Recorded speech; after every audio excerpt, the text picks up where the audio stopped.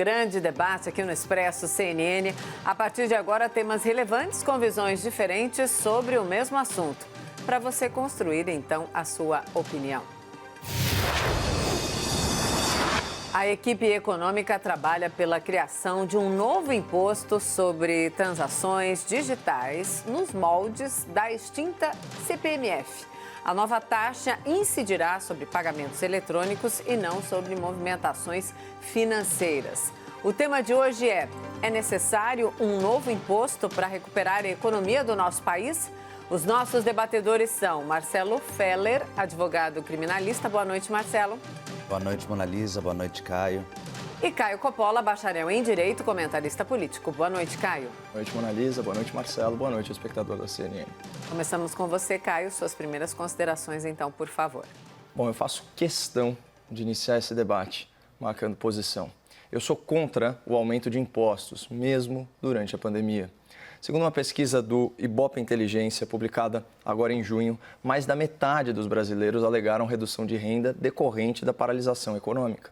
E desses, 2/3 relataram perda de renda superior a 25%. Isso tudo num ambiente de crescente endividamento familiar, que já atinge 67% dos lares brasileiros, o que é um recorde histórico, de acordo com a PNAD, com a pesquisa de inadimplência do consumidor.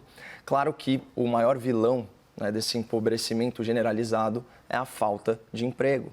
O IBGE divulgou que quase 8 milhões de postos de trabalho foram extintos só até maio. E pela primeira vez na história, da PNAD, agora sim, que é a Pesquisa Nacional por Amostra de Domicílios, menos da metade da população em idade para trabalhar está empregada. Esse é o drama do CPF, da pessoa física. Mas no polo da pessoa jurídica, houve um extermínio em massa de CNPJs. O Sebrae relatou isso nos idos de abril, falamos disso aqui no debate, o fechamento de pelo menos 600 mil micro e pequenas empresas. Esse é o contexto do setor privado, que gera a riqueza do país e é duramente tributado, ou melhor, praticamente confiscado por um Estado que é incompetente, perdulário, corporativista e, por muitas vezes, corrupto. E eu sei que esse é um dado bem desagradável, para repercutir para o espectador contribuinte, mas um estudo do Instituto Brasileiro de Planejamento e Tributação atestou que você, brasileiro, trabalha, em média, 151 dias por ano só para pagar imposto. E vamos lembrar que, segundo dados do próprio Tesouro Nacional, a carga tributária oficial em 2019 atingiu 1/3 do PIB. Então, dos 7 trilhões e 300 bilhões de reais arrecadados, 2 trilhões e 400 bilhões foram utilizados só para financiar prefeituras, estados e União. Então, considerados todos esses números, vocês acham que existe espaço para aumentar impostos? Vocês acham que essa qualidade sofrível dos serviços públicos no Brasil justifica a carga tributária? E mais, será que o verdadeiro problema do nosso país está na arrecadação ou está na despesa? Porque mesmo cobrando trilhões em impostos, obrigando o cidadão a trabalhar 5 meses por ano para bancar o governo, o Estado não consegue adequar os seus gastos à sua receita. O déficit projetado para 2020 já era de 124 bilhões antes da pandemia. No cálculo atual, a estimativa de rombo primário já ultrapassou 700 bilhões de reais e para o ano que vem está em 200 bi. O cenário previsto pela Instituição Fiscal Independente, do Senado é que a dívida pública salte de 75% para 86% do PIB em 2020. Imagina se a gente não tivesse reformado a Previdência, que constitui aí a principal despesa primária do país. E adivinha qual o segundo gasto não financeiro que mais pesa no orçamento? Folha de pagamento, 22% do total. E qual a contribuição econômica dos servidores públicos durante a pandemia, especialmente das elites do funcionalismo? Quase nenhuma. Parece que são cidadãos com imunidade financeira ao coronavírus. Eles não podem ser demitidos, ganham em média 70% a mais que o setor privado e não tiveram queda de renda. Claro que eu não estou me referindo aqui a profissionais da saúde e da segurança pública, por exemplo. E há outras exceções, como o bem-vindo corte de verbas e salários dos deputados estaduais paulistas, com o objetivo aí de destinar 320 milhões ao combate à Covid-19.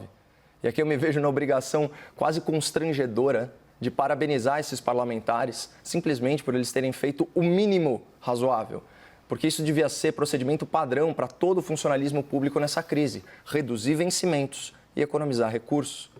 Mas qual foi a economia de pandemia proposta, por exemplo, pelos ministros do STF, que ganham o teto constitucional e, apesar de serem só um colegiado de 11 magistrados, custam inacreditáveis 686 milhões de reais por ano? Será que eles cancelaram a compra de lagostas e de vinhos premiados? Bom, o equilíbrio das contas públicas no Brasil, ele não passa por aumentar impostos, sacrificando ainda mais os trabalhadores e os empreendedores. Ele passa pelo zelo com a despesa pública, especialmente por uma reforma administrativa que possibilite ao administrador público fazer gestão de pessoas, premiando quem faz um bom trabalho e demitindo quem não apresenta resultados satisfatórios. Essa reforma devia ser pauta prioritária do governo no Congresso. Austeridade fiscal, combate à corrupção, fim de privilégios, congelamento de contratações, desestatizações. É assim que se recupera um país, não extorquindo a população com impostos que, em sua maioria, nem vão para investimentos, mas sim para financiar a própria máquina pública. Eu, particularmente, confio na convicção liberal do Ministério da Economia e me recuso a acreditar que o governo vai propor aumento de impostos. O mais lógico, e que parece ser o caso, é a substituição ou a compensação entre tributos de forma a desonerar a folha de pagamento, ou seja, reduzir os impostos que incidem sobre a geração de emprego e renda. Aí nós temos, sim, uma proposta inteligente para fomentar a recuperação econômica e que vale a pena ser esmiuçada ao longo do debate. Marcelo, suas primeiras considerações, então, por favor. A gente discute uma reforma tributária no país desde 88. Nosso sistema tributário atual já começou mal. E o atual governo vendeu durante a campanha muito bem a ideia de que o seu então candidato a ministro da Fazenda, ministro da Economia, Paulo Guedes, teria a força e a inteligência necessárias para fazer a reforma que há anos o Brasil esperava. Reformar o sistema tributário é mais do que importante. É necessário. A gente tem um dos sistemas mais loucos do mundo. Para você ter uma ideia do nosso sistema, eu vou dar um exemplo simples de entender. Uma pessoa simples que, depois de muito esforço, compra um imóvel e o coloca para alugar, vai pagar 27,5% de imposto de renda sobre os seus ganhos. Se ela for rica, ela vai criar uma empresa que vai virar dona desse imóvel ou desses imóveis e ela vai pagar uns 15% de imposto de renda. Agora, se ela for ultra rica, bilionária, ela vai criar um fundo imobiliário e pagar absolutamente nada de imposto de renda. São distorções do nosso sistema fiscal e isso não é culpa do governo Bolsonaro nem de outros governos. É um problema estrutural do Brasil. O mercado está ansioso para ver a proposta do governo desde o início do mandato. E até agora, nada. Assim como no assunto das privatizações, o mercado tem absorvido com um tom de piada as reiteradas manifestações do governo sobre a reforma tributária, sem contar as contradições no discurso do governo. No passado recente, demitiu o Marco Sintra da Receita Federal justamente porque ele defendia a criação de um novo tributo à la CPMF. Agora, volta a falar no assunto.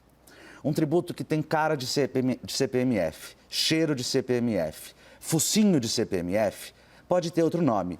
E eu, e especialmente o mercado, estaremos ansiosos para ver qual vai ser a diferença desse tributo para a antiga CPMF. Fato é que é um modelo ruim e perigoso. A gente estaria falando de um tributo cumulativo, sem transparência e com tendência enorme de gerar uma informalidade no sistema financeiro, ao invés de seguir uma tendência global de informatização, evitando as transações em dinheiro. Com a nova CPMF, as pessoas físicas e jurídicas serão estimuladas a evitarem transações por meio dos bancos, justamente para, legitimamente, não pagar impostos. Discute-se no mundo, e a longo prazo, claro, o fim do dinheiro de papel. Não é à toa que a União Europeia, recentemente, aboliu a nota física de 500 euros. Afinal, serviriam essas notas para quê? Que não deixar transações possivelmente criminosas à margem dos rígidos controles bancários. A gente vai mesmo tributar mais aqueles que usarem o banco para fazer transações, estimulando o uso e a entrega de malas de dinheiro? Se hoje é absolutamente suspeito que alguém tenha milhares de reais em sua casa, ainda que não criminoso, com a criação da nova CPMF, isso lamentavelmente vai poder virar comum. E com uma desculpa fácil, eu guardo tudo em dinheiro para, legitimamente e sem cometer crimes, pagar menos impostos. Precisaremos de dinheiro para superar o impacto econômico pós-Covid? Certamente. E a gente pode começar tributando efetivamente os ultra-ricos. E eu não estou nem aqui falando da criação do imposto sobre grandes fortunas. Estou falando de, no mínimo, o Brasil se alinhar com o resto do mundo e passar a tributar lucros e dividendos. Para um país, é importante que suas empresas sejam ricas, que gastem menos impostos, que as folhas de pagamento sejam desoneradas. Mas para a economia, é bom ter pessoas físicas acumulando, elas, bilhões e bilhões de reais? Vejam só o absurdo simples de ser percebido. Segundo o Centro de Estudos Tributários e Aduaneiros da Receita Federal, o CENTES, o brasileiro mais rico declarou, somente em 2018, ter ganhado 1 bilhão e 200 milhões de reais só naquele ano. Dessa fortuna nababesca, 1 bilhão simplesmente não sofreu tributação direta alguma. 1 bilhão de reais que não foram tributados. Isso de um único brasileiro. O mais rico do país pagou aproximadamente 16% de imposto. Você que ganha 5, 10, 15 mil por mês, paga 27,5%, muito mais imposto do que ele, proporcionalmente. Que a gente precisa de uma reforma é evidente, mas uma reforma ampla em todo o sistema para corrigir essas distorções. Aproveitar o Covid para passar a boiada com a criação de um novo imposto, em especial uma nova CPMF, não dá. Então, ao debate. Marcelo e Caio, por favor, ato falho, vamos lá. Força do hábito, né, Mona Lisa? Também, às vezes, cometo a indelicadeza de chamar o Marcelo de doutor, eu vou manter o Marcelo aqui. Vamos lá. O Brasil ele não sabe o que é superávit primário, né, desde 2014. Né? Como eu coloquei, a situação da dívida pública está se agravando muito, inclusive nesse contexto de pandemia. Então, a gente pode afirmar aí com razoável certeza que essa reforma tributária ela não vai ser nem pretensiosa, nem arrojada a ponto de cortar impostos, né, de reduzir tributos. Né? Até porque isso precisaria necessariamente ser precedido pelo corte de despesa, pelo corte de gastos, e a gente sabe que isso é extremamente complexo. Né? A gente viu pelos desafios da mini-reforma ministerial, pelo decreto de extinção de cargos, funções comissionadas e gratificações, e pelo congelamento, né, de concursos públicos, que isso é extremamente difícil. Né? A gente estava falando, inclusive, de congelamento de salário por 18 meses no funcionalismo público, e isso ainda é um tabu. Agora, isso não afeta a responsabilidade do Congresso, no contexto de uma reforma tributária, ou ainda que seja uma mini-reforma tributária, de simplificar o sistema tributário nacional. E não só reduzindo aí a complexidade, a quantidade de impostos, mas também, como bem colocou o Marcelo, de tornar o sistema um pouquinho mais progressivo. Né? Não, ao contrário desse sistema regressivo que ele bem explicou aqui com um exemplo muito ilustrativo. E contra fatos, não há argumentos, isso não pode parecer justo, né, para muita gente. Aliás, para ninguém, perdão. Nesse contexto, se a gente considerar aí o fenômeno da digitalização econômica, né, o uso crescente aí dos meios de pagamento eletrônicos e também do comércio, né, do e-commerce, por assim dizer, um novo imposto que incida sobre pagamentos eletrônicos, ele faz sentido desde que ele substitua, como eu falei, né, no finzinho dos meus argumentos iniciais, ou que ele compense aqueles impostos mais nocivos que incidem sobre a folha de pagamento, especialmente sobre a folha de pagamento naquela faixa salarial até 1 salário mínimo, 2 salários mínimos. Aí isso faz um pouco mais de sentido. Caio, eu concordo. O mundo inteiro tem discutido, né, esses impostos, esse que o mundo chama de DST, o nome é péssimo, Digital Service Tax, né, que é justamente nessas empresas digitais. Eu, particularmente, acho que isso é um jeito do Brasil, do ministro Paulo Guedes, trazer para a realidade brasileira uma coisa que não é realidade no Brasil. Então, essa discussão que a gente tem no mundo, a meu ver, ela me parece muito em razão de sistemas diferentes do Brasil, em que empresas conseguem atuar em outros lugares do mundo sem necessariamente estarem sediadas ou com alguma sede naqueles países.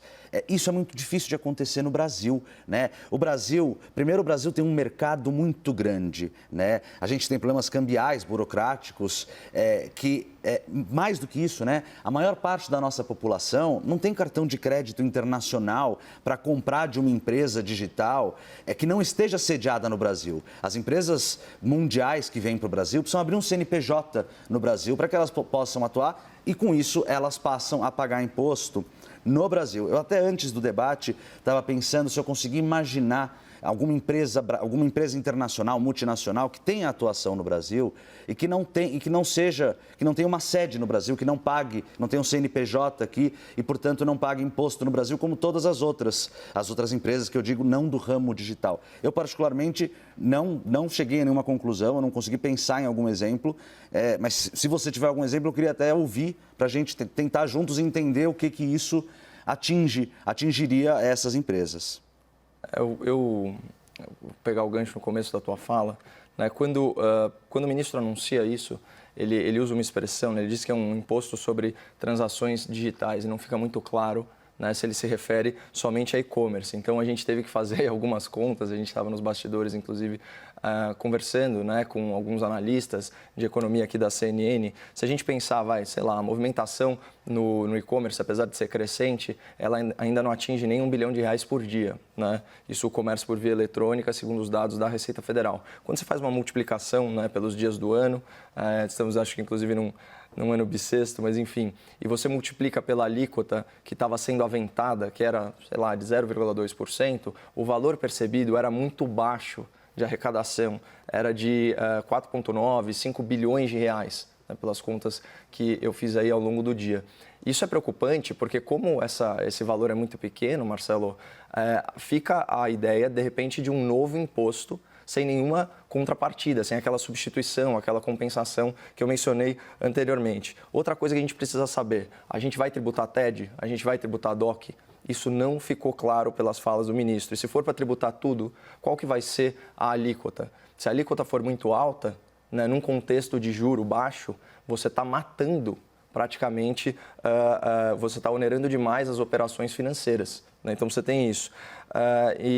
Assim, em relação à CPMF, né, ou um imposto que tem juba de CPMF, cauda de CPMF, mas que não vai se chamar CPMF, eu particularmente não sou dogmático, desde que a carga tributária não aumente. Aí eu fico aberto aí realmente a esse tipo de transação. Tem algumas vantagens, tem gente que fala que vai na contramão aí do seu argumento inicial, falando que isso facilita, inclusive, rastreamento. Eu acho que pode sim ajudar a voltar uma parte do comércio para a transação em espécie, que não é uma coisa desejável, né, que vai na contramão justamente dessa fiscalização maior. Mas, enfim, parece uma coisa que há mais dúvidas do que certezas sobre o que foi efetivamente proposto. Eu queria trazer 2 pontos para te contrapor, Caio. O primeiro, eu me lembro, acho que foi o próprio ministro Paulo Guedes que trouxe esse argumento, né, de que, olha, a gente vai conseguir impedir crimes porque a gente vai conseguir rastrear tudo. Me lembro até, talvez, dele ter falado de organizações criminosas. Claro, veja, hoje as organizações criminosas lavam dinheiro e se utilizam do sistema financeiro. Claro que sim. Mas, hoje mesmo, teve alguma decisão, que eu não vi de quem foi, que colocou o ex-ministro Gedel na rua, né? Em prisão domiciliar. E nós nos lembramos todos daquela cena das caixas de dinheiro, né? Dinheiro, e veja, isso me parece uma tendência mundial e uma tendência importante. Isso é impossível fazer hoje no Brasil, tá? A gente tem hoje, salvo engano, mais de 50 milhões de pessoas no Brasil fora do sistema bancário. Então, acabar com o dinheiro no Brasil é completamente real. Mas claro que a gente precisa começar a pensar a médio, longo prazo, em formas de estimular as pessoas a utilizarem o sistema bancário e não desestimular. E tem outro ponto que eu acho que é importante nós, como sociedade, começarmos a discutir. De fato, Caio, gasta-se muito, mas também me preocupa o que a gente, o que eu tenho ouvido colegas da economia e do direito administrativo falarem, do que eles chamam de apagão das canetas, né? Que é o seguinte, tem o dinheiro está ali, mas ninguém tem coragem de usar. Por quê? Porque os gestores municipais, estaduais, sofrem muito controle, e é bom que sofram controle, eu não acho ruim o controle, mas tem, no final do dia, responsabilidade pessoal, muitas vezes, sobre escolhas que eles mesmos cometem. Sobre esse assunto, me parece muito sintomático que o próprio Ministério da Economia, na pandemia do Covid, tem à sua disposição, ele tem 51,65 bilhões de dinheiro liberado para ele, mas ele só usou 30% desse valor. O resto, que está nas mãos dos municípios e dos estados, ninguém usa, as pessoas têm medo de usar. Então a gente está pensando em continuar colocando água nessa mangueira sem fechar efetivamente o furo que faz a água escapar da mangueira. Esse daí realmente é um fenômeno. Eu já ouvi da parte de gestores públicos exatamente essa preocupação, né? Executar o orçamento com medo, o pessoal falava até em judicialização do mandato, né? Então é praticamente uma lawfare, né? Os gestores públicos acabam sofrendo ataques pela via judicial para questionar cada medida e aí numa estratégia aí perniciosa, né? De achar pelo em ovo. Esse realmente é um problema, né? Mas a gente se pega aqui, né, Marcelo, debatendo rumores e expectativas, né? Inclusive ensejadas por uma fala que não é, vamos dizer assim, tão assertiva por parte do ministro da Economia. Isso tem um lado muito ruim, aqui fica uma crítica construtiva, porque obviamente há impactos, né, no mercado. O mercado, obviamente, não reage positivamente a esse tipo de incerteza. E só complementando o meu argumento sobre a natureza tributária brasileira, eu peguei aqui um trecho do estudo do Instituto Brasileiro de Planejamento e Tributação, né, que é o IBPT, aquele que falou que somados, né, os impostos federais, estaduais e municipais, eles vão equivaler a 41% do salário médio do brasileiro. Então, queria ler um trecho interessante, aspas. Foi identificada uma carga tributária injusta, pois grande fatia dessa média, né, vem dos impostos pagos sobre o consumo, né, com cerca de 23%, depois renda, com cerca de 15%, e por último, como você bem observou, o patrimônio com 3%. E esse ano o brasileiro trabalhou até o dia 30 de maio para pagar impostos. E esse estudo é interessante porque ele faz uma retomada, né, dos dias trabalhados a serviço do Estado ao longo das décadas. Então, por exemplo, na década de 80, eram 77 dias trabalhados para o governo. Em 90, isso salta para 102. Nos anos 2000, a gente já bate a marca de 138 dias. E, finalmente, agora em 2020, 151 dias. Então, só para efeito de comparação, nos Estados Unidos, são apenas 96 dias, 36% a menos em comparação com o Brasil. E só para fechar o argumento, Mona Lisa, desculpa, eu já vi que você apareceu aí na tela, eu queria ler o ranking dos países na ordem, né, porque o Brasil é o 9º lugar, né, e é uma vergonha, porque os países que estão na nossa frente são Dinamarca, Bélgica, França, Finlândia, Noruega, Áustria, Suécia e Itália. Atrás de nós está a Alemanha. Eu acho que não tem nem comparação os serviços públicos brasileiros com os serviços ofertados nesses países. Marcelo? Caio, eu vejo que a gente está concordando bastante sobre esse tema. Eu acho importante trazer, inclusive, eu concordo com você e faço também essa crítica da falta de transparência, né? Quando a gente está na faculdade, eu e você fizemos direito, eu parti para o mundo criminal, mas nós dois aprendemos direito tributário, né? A gente aprende do dia 1 do direito tributário que o direito tributário ele obedece à estrita legalidade, né? Como a gente vai discutir, como que a sociedade civil, o mercado, o empresariado vai discutir se a criação de um determinado tributo é bom ou não, sem um projeto de lei, sem um projeto posto, para que a gente possa sair do campo do abstrato, né, de discutir, que é aquilo que eu falei na minha fala inicial, tem cara de CPMF, focinho de CPMF, não é CPMF? Tudo bem, vamos entender isso, né? Porque, ao mesmo tempo que tem coisas que me atraem, quando eu olho e falo e escuto, né? A CPMF vai alcançar os mais ricos. Vai, porque os mais ricos em cada transação financeira vão ter que pagar imposto de novo. Mas isso ainda assim não é proporcional. Ainda assim, você não está fazendo uma alíquota progressiva, cobrando mais do rico, menos do pobre. Ainda assim, me parece que se o governo, se o ministro Paulo Guedes tem, e com toda razão, tem a intenção de diminuir, de desonerar a folha de pagamento, por quê? Para estimular o comércio como um todo, me parece que a criação de um tributo como o CPMF faz exatamente o contrário, desestimula o comércio, desestimula a economia. Hoje eu queria deixar esse ponto muito claro, a gente precisa pensar em desonerar, em diminuir carga fiscal das pessoas jurídicas. E por que eu digo isso? Porque pessoa jurídica movimenta o país, movimenta a economia. A gente tem que focar em pessoa física, e eu não estou falando em focar na classe média, em quem está ganhando 5, 10, 15, um salário mínimo. A gente precisa focar nos grandes contribuintes. Mas eu sigo depois na minha fala, termino com ela, Caio. Não, doutor, pode, estava no meio do raciocínio, não tem problema. Complete o raciocínio, por favor. Obrigado. Eu vi, acho que hoje ou ontem, uma série de grandes bilionários americanos que inclusive estão fazendo lobby nos Estados Unidos para aumentar a sua carga tributária, né? E veja, isso é interessante, né? E sem uma crítica dirigida a ninguém em específico, a gente tem nos Estados Unidos, por exemplo, a elite econômica ela é muito próxima da elite intelectual, né? Eu vejo vários problemas, várias razões por conta disso. No Brasil, isso não necessariamente é verdade. Eu tenho a impressão que existe um lobby, vou chamar dos mais ricos, né? Mas evidentemente esse é um termo equivocado, um termo falho. Existe um lobby para que continue o rico pagando, pessoa física, pouco imposto relativamente ao resto do mundo. É inacreditável que o acionista de uma grande instituição financeira pague 0% de imposto na hora que ele tira o dinheiro da PJ e passa o dinheiro para a conta pessoal dele. Você sabe, Marcelo, que isso é uma divergência que eu costumo ter com os liberais quando você trouxe à baila aqui a figura da taxação de grandes fortunas, mas também tem a questão da taxação de herança, né?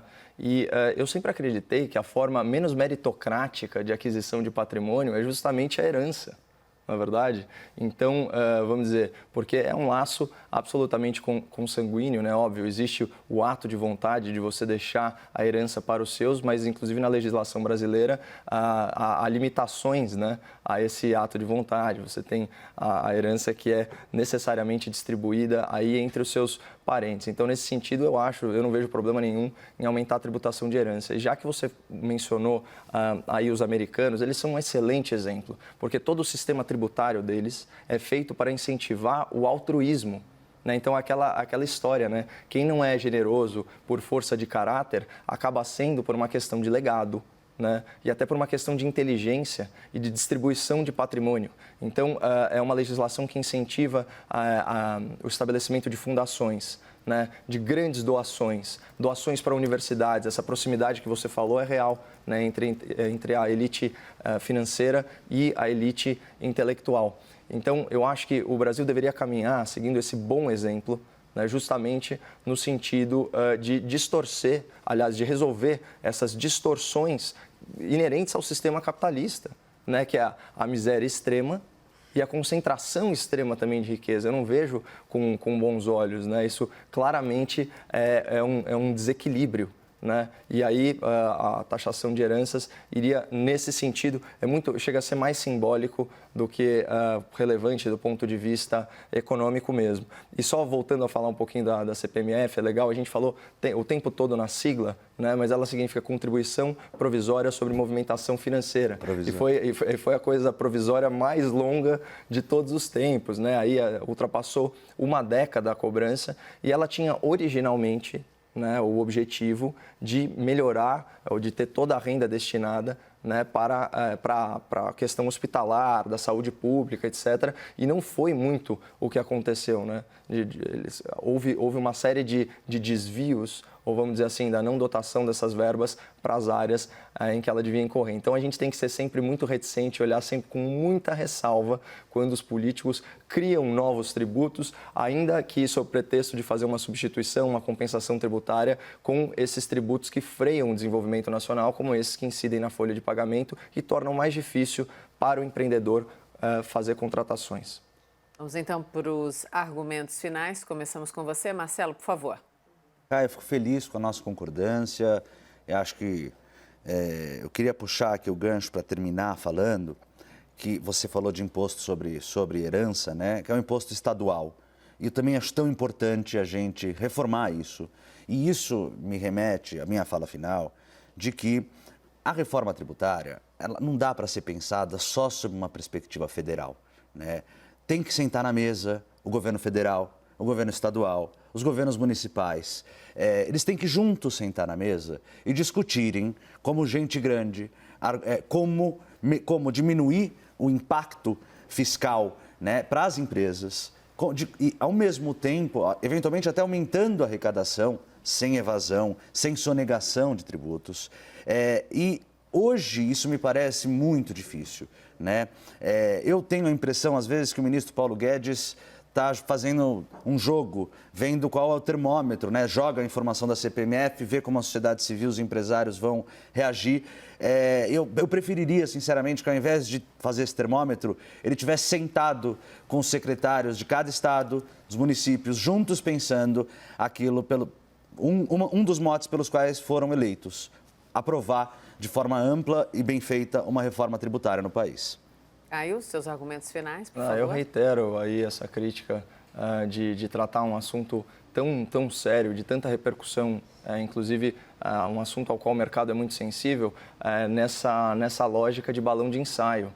Não é adequado, não é a forma adequada de comunicação, muito menos num contexto de pandemia. Como eu falei na minha fala inicial, eu acho que esse é o típico momento da gente focar esforços na coluna da despesa.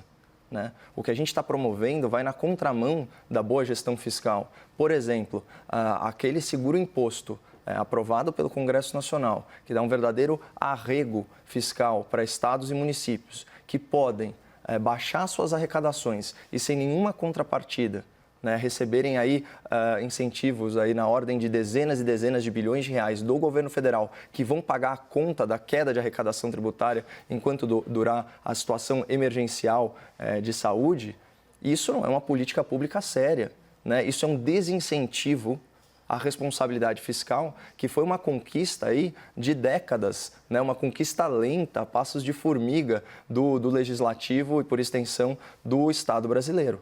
Né? Então, eu queria só chamar a atenção realmente para esse fato de que esse contexto de pandemia é o pior possível para se discutir reformas ou mini-reformas ou alterações de natureza tributária. A gente tem que focar na despesa, na reforma administrativa e em questões correlatas. Debatedores, obrigada. Marcelo, boa noite, até amanhã. Boa noite, Mona Lisa. Boa noite, Caio. Boa noite, até amanhã. Boa noite, Marcelo. Boa noite, Mona Lisa.